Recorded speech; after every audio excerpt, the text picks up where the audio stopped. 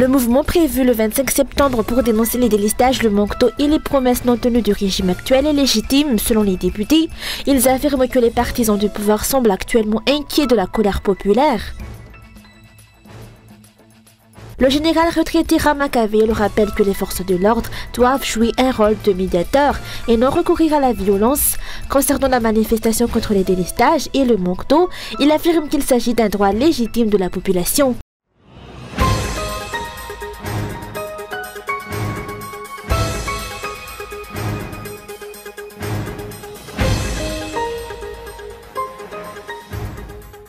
Dans moins de 48 heures, la date du 25 septembre marquera un tournant attendu. La population prévoit de descendre dans la rue pour exprimer sa lassitude face au délestage, au manque d'eau et aux promesses non tenues du régime. Selon plusieurs députés, les partisans du pouvoir seraient déjà sur des chardons ardents. Manomboka matahotra ve sa maninona fa izy ireo nge no niteny hoe tsy mahazaka olona resaka Facebook sy ny sahala am'izany. Commence-t-il à avoir peur? Eux qui affirmaient encore récemment que ce type d'appel sur Facebook n'attirerait personne. Aujourd'hui, ils demandent l'arrêt des mobilisations, en accusant d'éventuelles perturbations. Mais qui cherche à perturber? La population veut seulement exprimer son ras-le-bol des délestages, ras-le-bol des promesses répétées de résoudre le problème en 5 ans, alors qu'après 7 ans au pouvoir, rien n'a changé. Le 25 septembre, la population ne fera que dire sa vérité. Les consignes sont claires, pas de violence, pas de destruction. Nous appelons même le préfet, les forces de l'ordre, les magistrats, tous citoyens sans distinction à se joindre à nous, car tous subissent ces coupures. Certains disent qu'il faut laisser les dirigeants trouver des solutions, mais après 7 ans, doit-on encore attendre? Les promesses ont été trop nombreuses.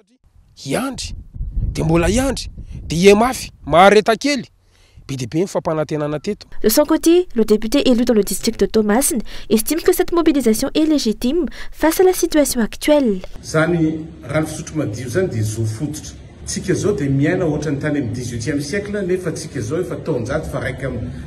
L'accès à l'eau est un droit fondamental. Nous vivons comme au XVIIIe siècle alors que nous sommes au XXIe. Ce n'est pas tolérable. Le régime achète des groupes électrogènes d'occasion, rafistolés, à des prix exorbitants, et qui ne durent qu'1 an. Un groupe est arrivé à Tamatave depuis 1 an, mais n'a jamais pu être acheminé à Antananarive car la route ne le supporte pas. Pourquoi ne pas l'envoyer par avion cargo? Le problème n'est pas la Jirama, mais la gouvernance. Les dirigeants ne placent pas les Malgaches au centre de leurs priorités, ils ne pensent qu'à leur poche. Je comprends ceux qui descendent dans la rue, c'est légitime. Mais il ne faut pas détruire.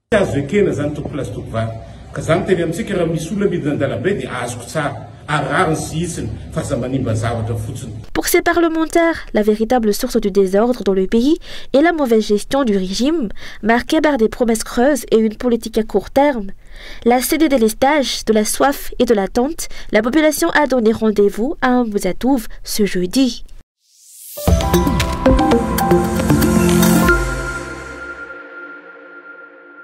L'usage de la force et de la violence contre les citoyens lors des manifestations n'entre pas dans les missions des forces de l'ordre, a rappelé le général Désiré Rama Kavil, officier à la retraite et ancien ministre des Forces armées. Selon lui, leur rôle devrait être celui de médiateur entre la population et les dirigeants, comme ce fut le cas en 1991.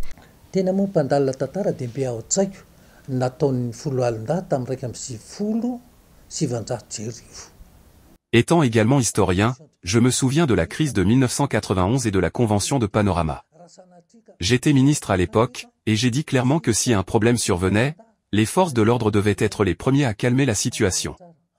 Notre rôle n'était pas d'entrer dans les négociations, mais de demander aux forces vives société civile, Église de trouver une solution, à savoir le respect de la Constitution, des besoins exprimés par les citoyens sur la place du 13 mai et préparation d'élections. Ce n'était pas un coup d'État, mais une recherche du bien pour les Malgaches. Les forces armées doivent rester des médiateurs, surtout la police.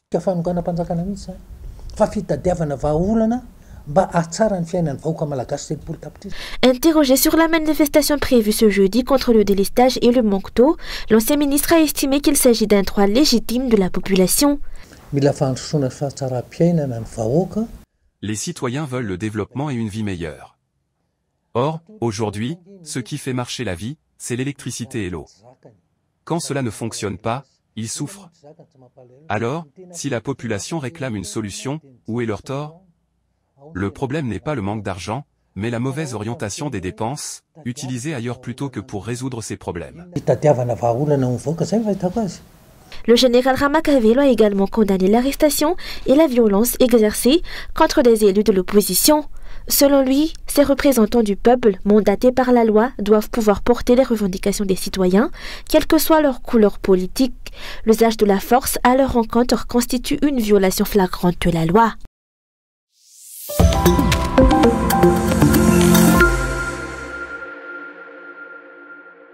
Face à la colère grandissante de la population sur les problèmes d'électricité, le régime actuel tente de détourner les critiques en rejetant la faute sur la Jirama. Pourtant, comme le rappelle un député, la production d'électricité dépend avant tout des choix politiques et des investissements décidés par les dirigeants. Sans stratégie claire, sans financement adéquat et sans volonté politique, la Jirama ne peut ni se redresser ni moderniser ses infrastructures. Cette tentative de déresponsabilisation n'est qu'un schéma répété par les dirigeants actuels. Ce sont les dirigeants qui nomment les responsables, ce sont eux qui donnent les ordres. Et pourtant, on rejette tous les torts sur les employés de la Jirama, mais le vrai problème, c'est le président. Ce n'est pas le ministre ni la Jirama qui a promis d'ajouter 400 MW de production, c'est lui. Aujourd'hui, la situation est critique. Il importe une machine, mais elle reste bloquée car les ponts de la RN2 ne supportent pas son poids. Voilà comment il gère le pays. Et pendant ce temps, il lance des projets dévoreurs d'électricité comme le transport par câble, qui n'a fait que gaspiller de l'argent. Face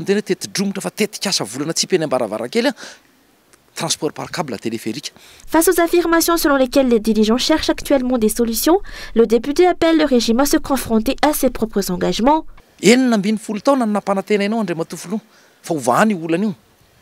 Monsieur le Président, depuis 16 ans, vous promettez la fin des délestages. Mais vous avez utilisé les deniers publics pour des projets non prioritaires. Faisant ensemble le bilan, combien de pourcentage de vos promesses ont été tenues? Le peuple en a ras-le-bol. Ce jeudi, il va s'exprimer et qu'on soit clair, ce n'est pas un mouvement politique, ce sont les citoyens eux-mêmes qui se lèvent. Comme l'a dit Rivra Koutouvao, si le problème est résolu d'ici jeudi, personne n'ira manifester.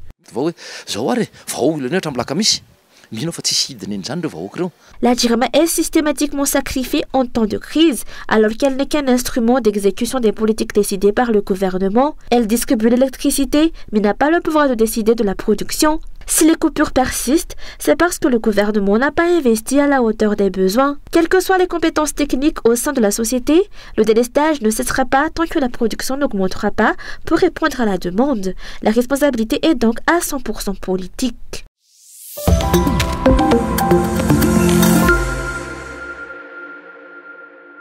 Le FTAR, Association des taxis d'Atan Najib, a annoncé ce jour son soutien à la manifestation contre le délestage et le manque d'eau prévu ce jeudi à Ambouzatouf. Selon l'association, la population vit une souffrance devenue intolérable face aux coupures quotidiennes.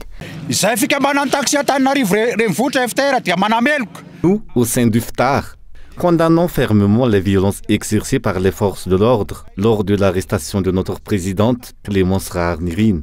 Elle a été blessée et garde des séquelles, alors qu'elle n'a fait que remplir son rôle d'élu en défendant les intérêts de la population d'Antananarive face aux abus de pouvoir, comme les habitants, nous, l'État civil, subissons les désagréments quotidiens des délestages. C'est pourquoi nous apportons notre soutien à la manifestation du jeudi 25 septembre aux côtés des forces vives et des citoyens pour dire stop au délestage, au manque d'eau et à toutes les irrégularités dans le pays.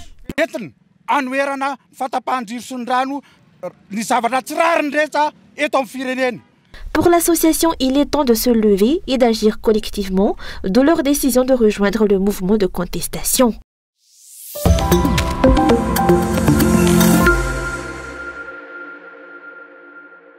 Ces derniers temps, les réactions de mécontentement face aux coupures d'électricité et au manque d'eau se multiplient sur les réseaux sociaux. Pour la psychologue Kulranjemanan, cette expression publique est un signe positif, mais elle doit aller plus loin. Le côté positif, c'est que les gens osent enfin s'exprimer, même si ce n'est qu'à travers un écran, parfois avec leur identité affichée. C'est important de parler, de partager ses idées.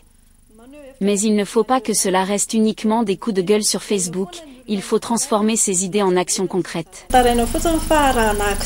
S'exprimer sur les réseaux sociaux est nécessaire, mais l'histoire l'a prouvé, aucun changement durable ne s'est jamais obtenu par de simples publications en ligne.